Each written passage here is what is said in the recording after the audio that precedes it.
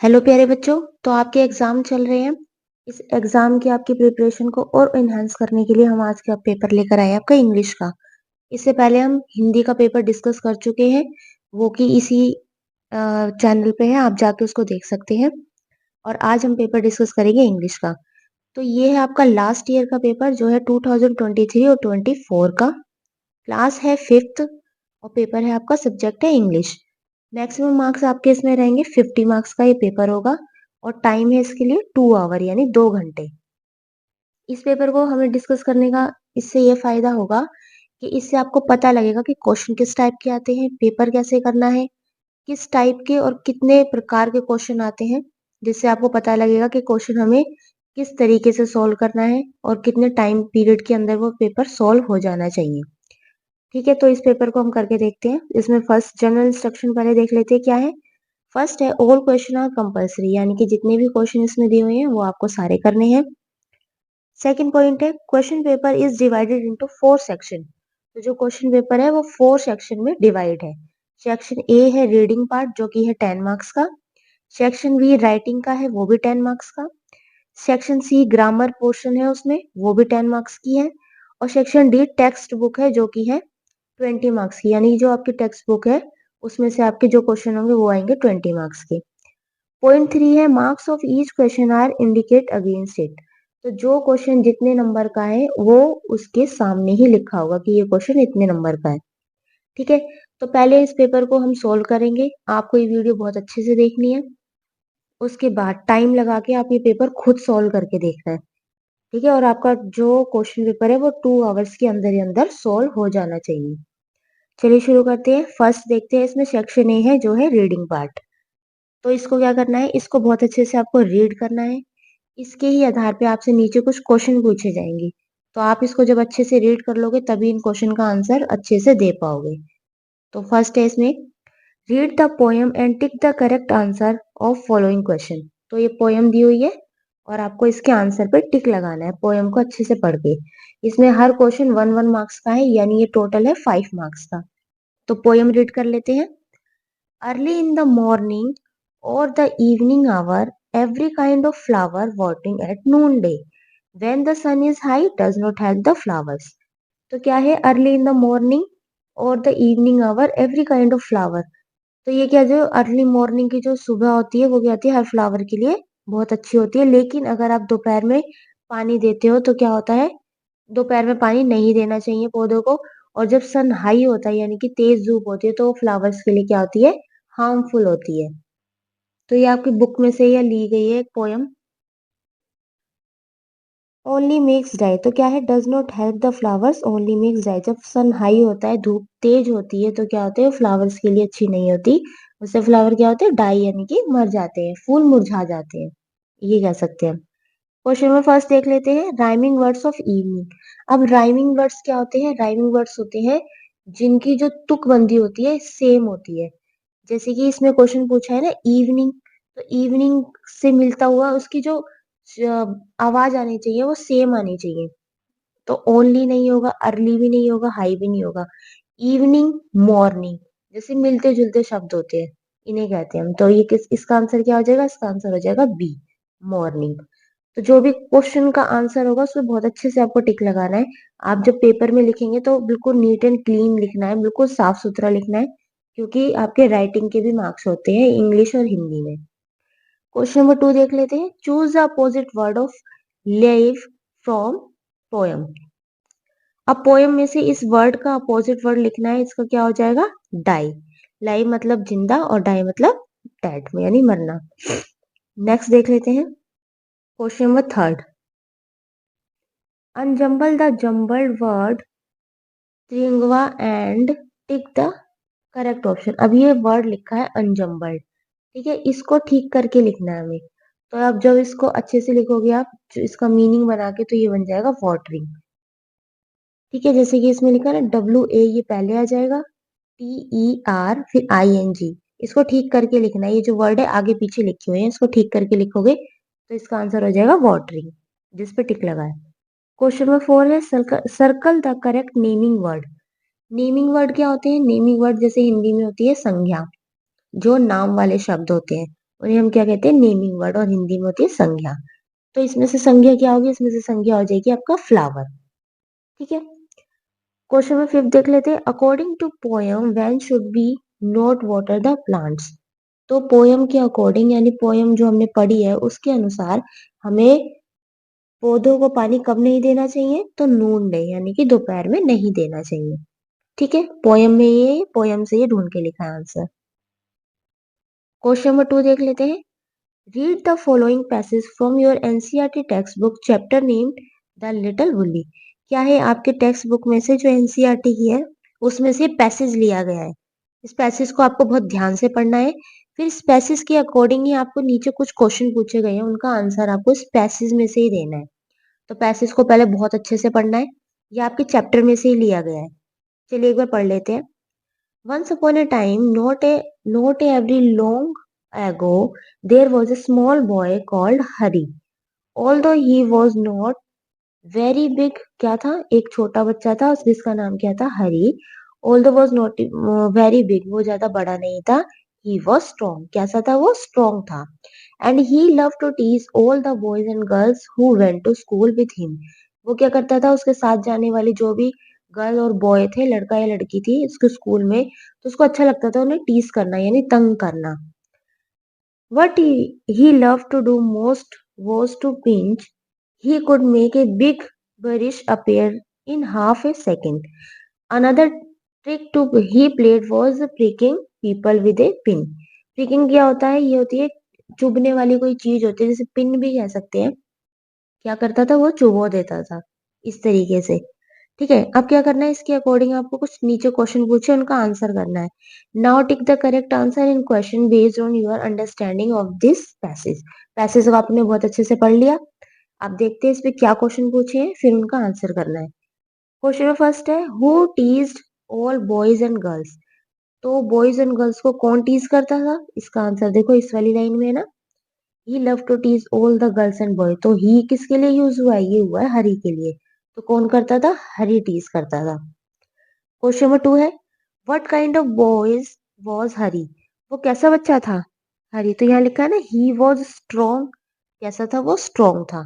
तो सारे आंसर आपको इस पैसेज में ही मिलेंगे अगर आपने ये पैसेज बहुत अच्छे से पढ़ा है। क्वेश्चन नंबर 3 है, choose the odd one out from the given words. अब इसमें से आपको ओड बताना है, यानी कि जो इनसे मिलता हुआ नहीं है। अब नीचे 4 शब्द दिए हुए हैं, कौन सा, लव्ड, प्लेड, वेंट और ही। तो जो बाकी के 3 शब्द है, लव्ड, एक मिनट, देखो बाकी के जो 3 शब्द है ना, लव, प्लेड और वेंट, ये तो आपके हो जाएंगे क्रिया यानी कि वर्ब। ठीक है, ये तो आपकी वर्ब हो गई। लेकिन जो ही है वो वर्ब नहीं है, वो इससे अलग है, तो इसलिए इसका ओड क्या हो जाएगा, ओड हो जाएगा ही। क्वेश्चन 4 है, which word in the passage is similar to little. Little यानी कि छोटा, यानी थोड़ा। तो इससे मिलता हुआ लिखना है, सिमिलर यानी इसका सेम बताना है, और कौन सा है। स्मॉल माने भी छोटा होता है, बिग माने तो बड़ा होता है, स्ट्रॉन्ग माने तो शक्तिशाली होगा, लॉन्ग माने लंबा। तो इसका लिटल का क्या हो जाएगा, सेम, इसका हो जाएगा स्मॉल, जिसपे टिक लगा है। ठीक है, इस तरीके से आपको ये करना है। नेक्स्ट क्वेश्चन देख लेते हैं, question number 5, choose the correct meaning of pricking. अब प्रिकिंग का क्या मीनिंग होता है, देखो इसका आंसर लगाना, A, make a small hole with sharp pointed things.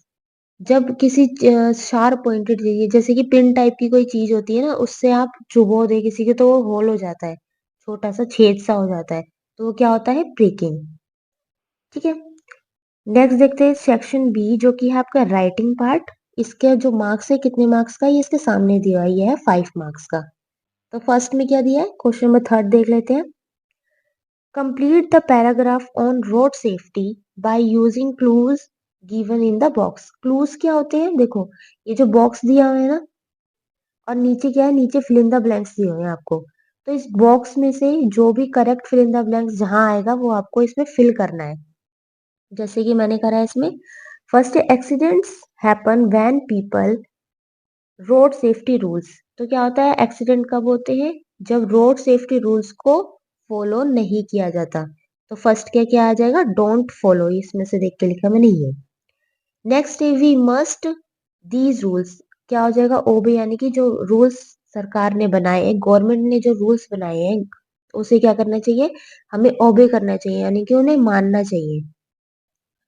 Vehicle should not the red light signal and must wait for it to turn green, क्या है, पीपल शुड नॉट जंप, यानी कि जब रेड लाइट हो जानी चाहिए होती है ना, तब हमें गाड़ी नहीं चलाना चाहिए।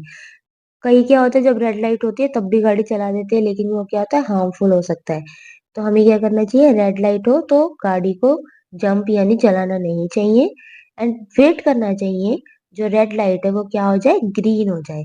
जैसे ही ग्रीन हो जाए तब आप उसे चला सकते हैं। People on the foot should use the zebra crossing to cross the road safety, जब आपको रोड क्रॉस करना हो तो आप कौन सी क्रॉसिंग का यूज करोगे, जेब्रा क्रॉसिंग। ठीक है, ये सारे इस बॉक्स में से ढूंढ के लिखे हैं, लेकिन एक नहीं आएगा जो कि है मस्ट नोट। इसको आप कहीं भी फिल नहीं करना, क्योंकि इसमें ना ब्लैंक है और ना ही इसके लिए अकॉर्डिंग कुछ दे रखा है। ठीक है, बाकी के थे जो मैंने फिल कर दिए।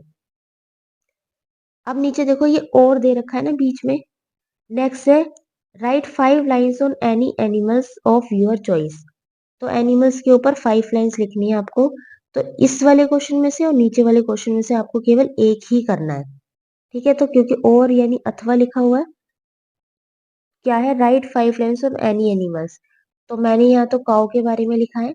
आपको जो एनिमल पसंद हो, चाहे पैरट हो, डॉग हो, कैट हो, या काऊ ही हो, किसी के बारे में भी जो एनिमल आपको पसंद है आप उसके बारे में 5 लाइन्स यहाँ लिख सकते हैं। मैंने काऊ के बारे में लिखा है, एक बार रीड कर लेते हैं इन्हें। फर्स्ट है a cow is a friendly animal that many people keeps on farms, क्या होता है, जो काऊ होती है वो फ्रेंडली एनिमल है और उसे लोग कहाँ रखते हैं, अपने फार्म्स में रखते हैं। नाउ क्वेश्चन इसका पॉइंट 2 है cow loves to eat grass, cow क्या खाती है, ग्रास यानी घास खाती है। पॉइंट 3 है दे गिव अस मिल्क, वो हमें मिल्क देती है, दूध देती है, which is use for making चीज एंड कर्ड, उससे दूध से क्या बनता है, चीज बनती है, कर्ड यानी दही भी बनता है।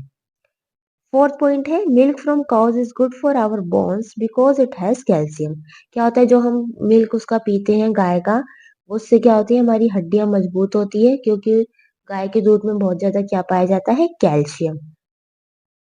फिफ्थ पॉइंट है cows also make a manure which helps plant grow better, तो गाय का जो गोबर होता है उससे क्या बनती है, खाद बनती है, और उस खाद को जब आप पौधों में डालते हैं तो उससे क्या होता है, पौधे बहुत अच्छे ग्रो करते हैं। ठीक है, बहुत अच्छे बढ़ते हैं। तो इस तरीके से मैंने 5 लाइनें लिखी है एनिमल के ऊपर, आपको जिसके ऊपर लिखना है, आप उस पे लिख सकते हैं। नेक्स्ट देखते हैं, क्वेश्चन नंबर 4 है आपका, write an application to the principal for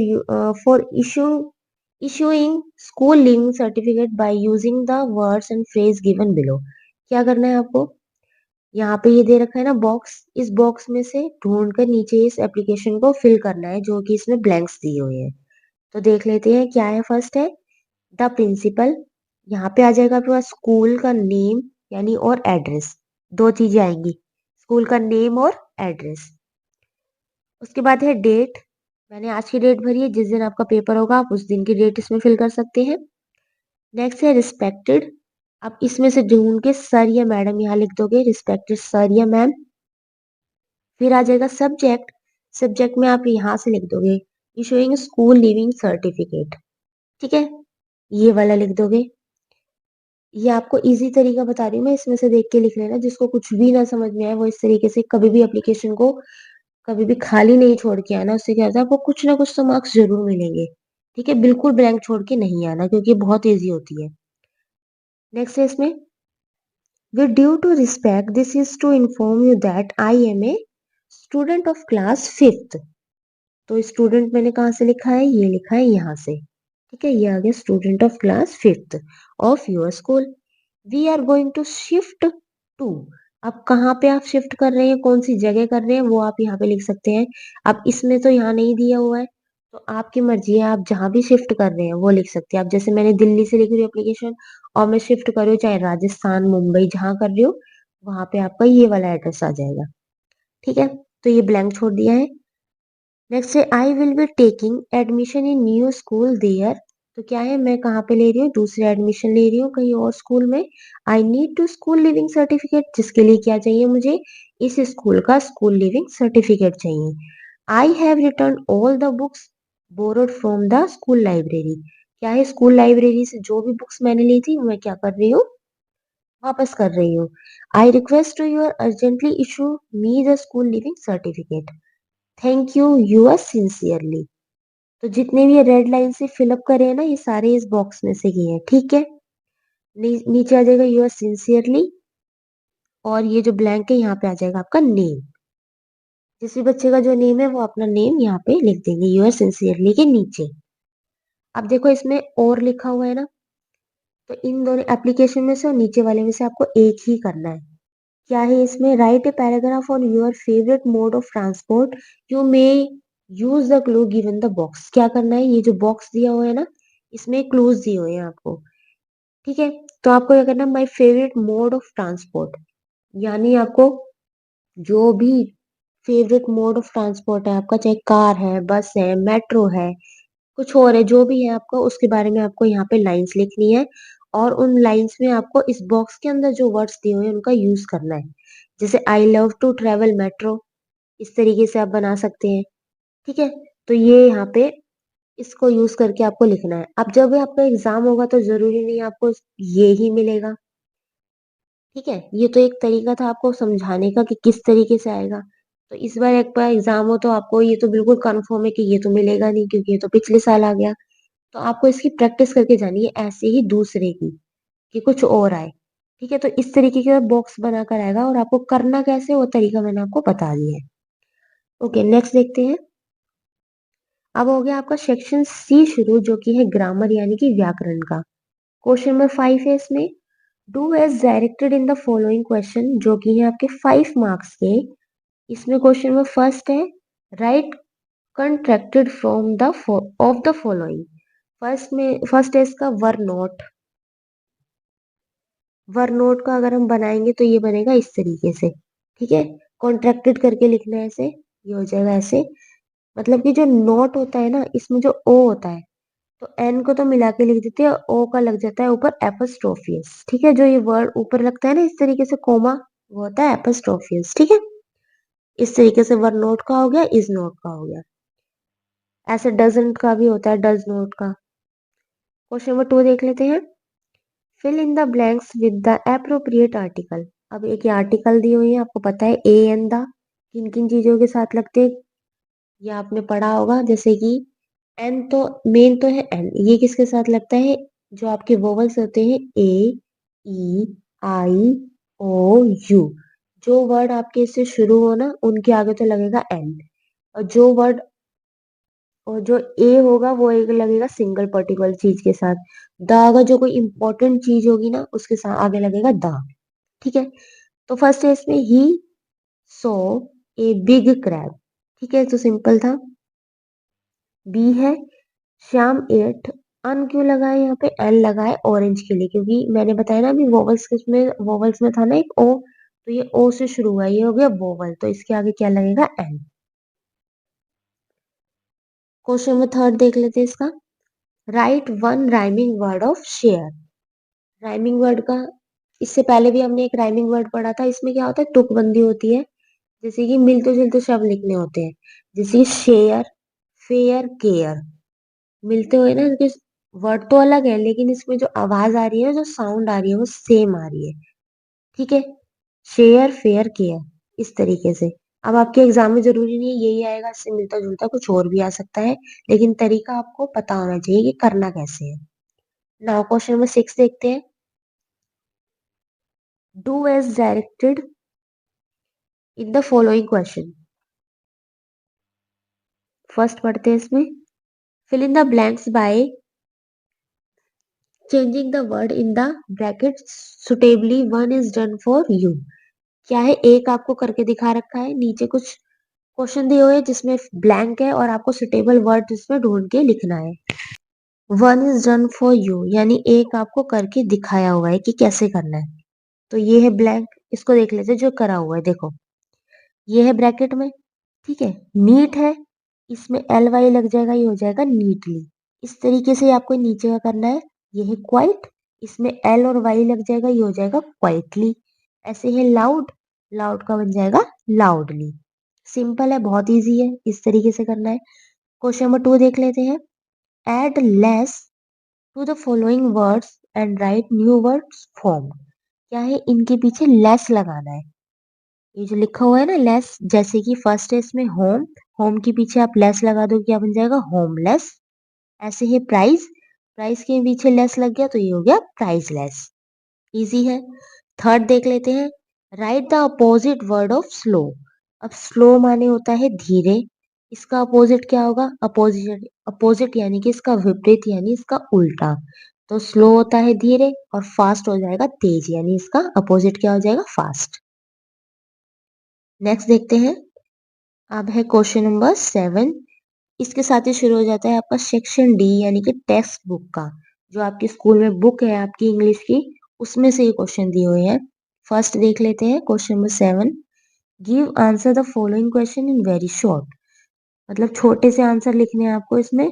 जो भी आंसर लिखोगे वो वेरी शॉर्ट होना चाहिए, यानी छोटा होना चाहिए। हर क्वेश्चन का आंसर 2 नंबर का है। टोटल क्वेश्चन है 5 और जो कि है 10 मार्क्स के। फर्स्ट इसमें पूछा है write the meaning of wept. Wept का मीनिंग बताना है, ये क्या होता है रोना। 2 है write any 2 means of transport that people use to travel in a city. शहर में जो ट्रेवल करने के लिए यूज किए जाते हैं 2 मीन्स ऑफ ट्रांसपोर्ट के नाम बताने हैं। मैंने यहाँ 3 लिखे हैं, मेट्रो कार बस। आपको 2 लिखने हैं और जरूरी नहीं आपको यही 2 लिखने हैं। जो भी आपको, जिससे भी आप ट्रेवल करते हो सिटी में, जिससे भी ट्रेवल होता है वो लिखने हैं, ठीक है। थर्ड है why did all children hate Harry. तो अभी हमने पढ़ा था ना पैराग्राफ, तो सारे बच्चे उस हरी को हेट यानी उससे नफरत क्यों करते थे, क्योंकि because he always pinch them. क्योंकि वो क्या करता था, सभी बच्चों को पिंच करता था, टीज करता था, तंग करता था, है ना। इसलिए क्या करते थे, सब हरी को करते थे, हेट करते थे यानी उससे नफरत करते थे। तो right the correct answer in the given space. तो नीचे क्या करना है आपको, वही आंसर लिखना है। तो इन तीनों में से इसका आंसर है बी वाला, ही ऑलवेज पिंच देम। यही यहाँ पे आपको अपनी बहुत अच्छी राइटिंग में यहाँ लिखना है। लिखने के लिए इसलिए स्पेस दिया ताकि आपको राइटिंग के भी उसमें मार्क्स मिलेंगे, ठीक है। तो बिल्कुल अच्छे से यहाँ लिखना है वही। क्वेश्चन नंबर 4 देख लेते हैं। Name any 2 things which girl in the poem nobody's friend. अब ये आपके ना बुक की पोएम है नोबडीज फ्रेंड, आपको पता होगा। उसके आधार पर आपको इनका आंसर करना है। तो ये पोयम आपने पढ़ी होगी तो आपको उसका आंसर खुद करना है बुक में से, ठीक है। क्वेश्चन नंबर 5 देख लेते हैं। री right the following lines neatly in the given space. क्या है, री राइट यानी कि ये जो 2 लाइन्स लिखी हुई है ना यहाँ पे, people on the side walk, people on the bus. क्या करना है आपको, यही लाइन अपनी हैंड राइटिंग में यहाँ पर लिखनी है नीचे। इसको लिखवाने का क्या मतलब है, आपका इंग्लिश में आपकी राइटिंग देखी जाएगी कि आपकी राइटिंग कैसी है। इसलिए आपसे ये 2 लाइनें यहाँ पे लिखवाई जा रही है। तो आपको बहुत अच्छी राइटिंग में लिखना है, ध्यान रखना है राइटिंग के भी मार्क्स होते हैं, ठीक है। तो ये आपको खुद करना है, ये इसमें लिखनी है बस, और कुछ नहीं करना है इसमें। Next question number 8।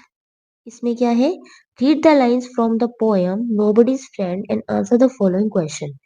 अब आपको कुछ पोएम की लाइन दी हुई है यहाँ पे, ये रही। इस पोएम की लाइंस को बहुत अच्छे से पढ़ना है। फिर इसके अकॉर्डिंग आपसे 3 क्वेश्चन पूछे जाएंगे जिनका आंसर आपको इसमें करना है। पोएम क्या है, but I will share all my sweets with you, my balls, my books, and my games. I will lend. Here's half my apple and half my cake. अब इसका क्वेश्चन देखते हैं क्या है। Name a thing that he child. Name a thing that the child is ready to share. तो उस चीज का नाम लिखना चाहिए, लिखना है जो वो बच्चा है शेयर करने के लिए तैयार है। तो पहली लाइन में इसका आंसर दिया हुआ है, देखो। I will share all my sweets with you. My sweets यानी कि वो जितनी भी उसके पास स्वीट्स थी, मिठाई थी, क्या है, वो शेयर करने के लिए रेडी है। तो फर्स्ट का आंसर हो जाएगा स्वीट्स। सेकेंड है how much Apple will the child share with others.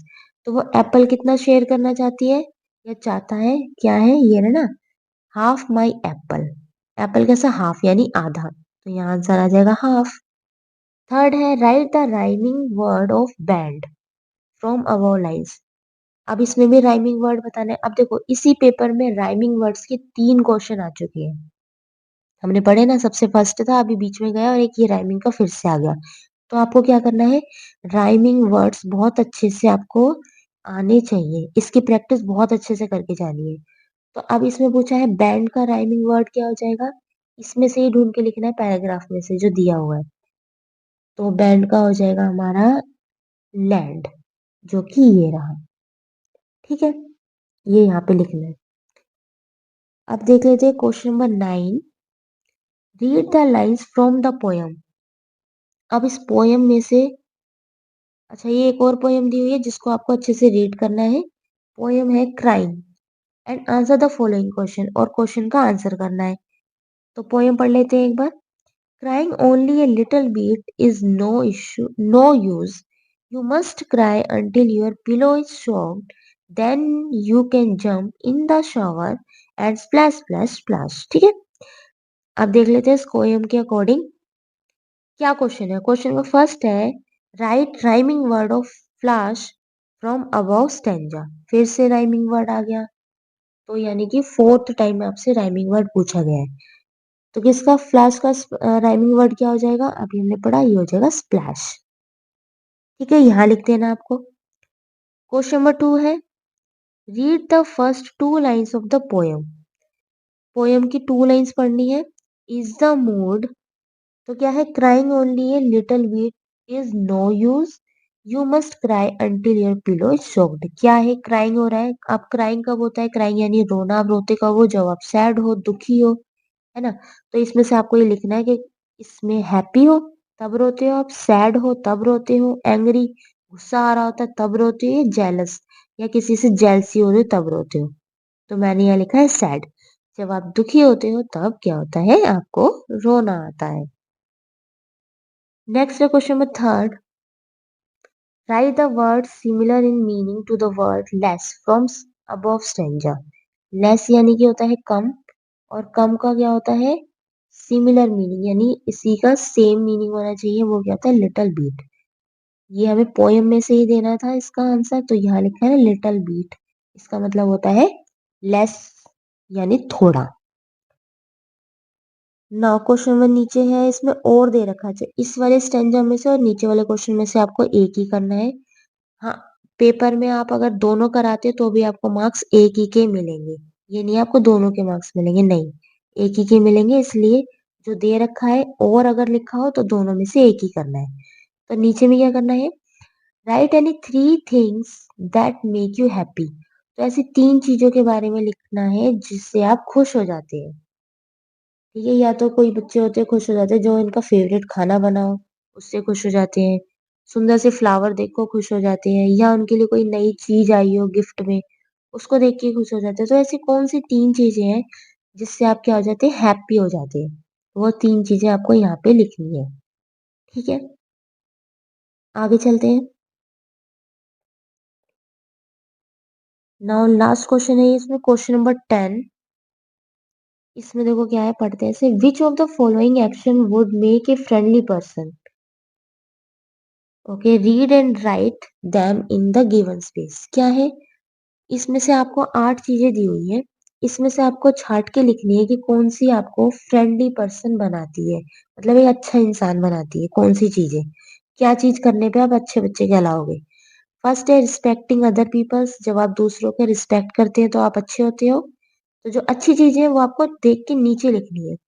तो जो जो अच्छी थी ना, मैंने उन पे टिक लगा रखा और यहाँ पे ऐसे लिखी हुई है। तो फर्स्ट है रिस्पेक्टिंग अदर पीपल, तो आपको दूसरों की रिस्पेक्ट करनी चाहिए। ठीक है, यहाँ लिख दिया। सेकंड है ईटिंग ए स्मॉल चाइल्ड टिफिन। छोटे बच्चों के टिफिन खा लेने चाहिए। क्या ये अच्छी बात है? नहीं, तो ये नहीं लिखनी। थर्ड है कॉलिंग पीपल रूड नेम्स। लोगों को उनके नाम चिढ़ाकर बुलाना चाहिए, तो ये भी गलत बात है। फोर्थ है pushing a smaller boy and making him cry. क्या होता है, छोटे बच्चों को आपको धक्का देना चाहिए जिससे वो रोए, तो ये भी गलत बात है, ऐसा नहीं करना है हमें।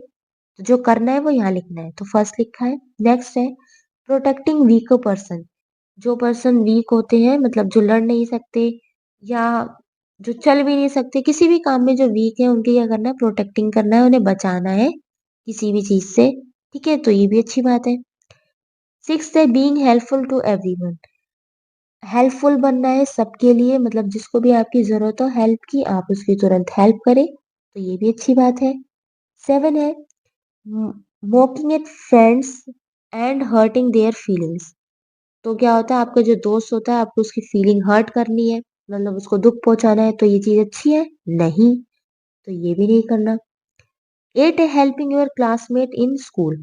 आपकी क्लास के अंदर जो भी बच्चे हैं, तो आप उनकी जो क्लासमेट है आपकी, उनकी आपको हेल्प करनी है। तो ये तो अच्छी बात है, आपको अपनी क्लासमेट की हेल्प करनी चाहिए, ठीक है? तो ये यहाँ पे लिख दिया। तो 4 चीज़ें अच्छी थी, 4 बातें, वो चारों बातें हमने यहाँ पे लिख दी। ऐसे ही आपको पेपर में करना है, अच्छे से रीड करके यहाँ पे ऐसे लिखना है, ठीक है? अब देखो इस क्वेश्चन में और लिखा हुआ है, यानी कि इस ऊपर वाले में से और इसमें से आपको एक ही करना है। नीचे वाला क्वेश्चन पढ़ लेते हैं, इसमें क्या दिया हुआ है? Write any 4 activities which children do in the playground. आपको ऐसी 4 एक्टिविटीज लिखनी है जो आप प्लेग्राउंड में खेलते हो, ठीक है? तो फर्स्ट मैंने लिखा है स्विंग्स यानी झूला झूलना। Kids love love the sensation to flying through the air. क्या होता है, झूला झूलना बच्चों को बहुत अच्छा लगता है और आप ये कहाँ करते हैं, प्लेग्राउंड में ही करते हैं। नेक्स्ट है slides, the thrill the climbing up sliding down is universally appealing. तो स्लाइड वाला गेम होता है ना, वो झूला होता है, उसमें भी आपको स्लाइड करना बहुत अच्छा लगता है। नेक्स्ट है हॉपस्कॉच। हॉपस्कॉच क्या होते हैं, एक इस तरीके से गेम खेला जाता है ना, जो 4 पाले से बना के इस तरीके से खेला जाता है, तो वो होता है। नेक्स्ट है जंप रोप यानी रस्सी कूदना। ये भी एक्टिविटी है जो कहाँ करी जाती है, प्लेग्राउंड में करी जाती है। इसके अलावा इसमें तो 4 ही पूछी है, तो मैंने यहाँ 4 लिखी है। इसके अलावा आप कुछ और लिखना चाहते हो ना, जैसे इसमें से ये कोई सी नहीं लिखनी है, आप आपको जो पता है आप वो यहाँ लिख सकते हैं, ठीक है? तो इस तरीके से आपको ये पेपर सोल्व करना है। ये था आपका लास्ट क्वेश्चन और ये पेपर था आपका इंग्लिश का। अच्छे से इंग्लिश का पेपर करके आना, इसके लिए ऑल द बेस्ट। ऐसे ही और वीडियोस आएंगे, उसके लिए आप अपना चैनल, ये वाला चैनल सब्सक्राइब कर लीजिए और बेल नोटिफिकेशन जरूर ऑन कर लीजिए, जिससे क्या होगा, जब नई वीडियो आएगी तो उसका आपको नोटिफिकेशन सबसे पहले मिल जाएगा। तो अब हम मिलते हैं नेक्स्ट वीडियो में, और अगर आपको इसमें कुछ पूछना है तो आप नीचे कमेंट कर सकते हैं। नेक्स्ट पेपर की, जिस भी पेपर की आपकी वीडियो चाहिए वो नीचे कमेंट करके आप बता दीजिए। और अब हम मिलते हैं नेक्स्ट वीडियो में। थैंक यू, तब तक के लिए बाय।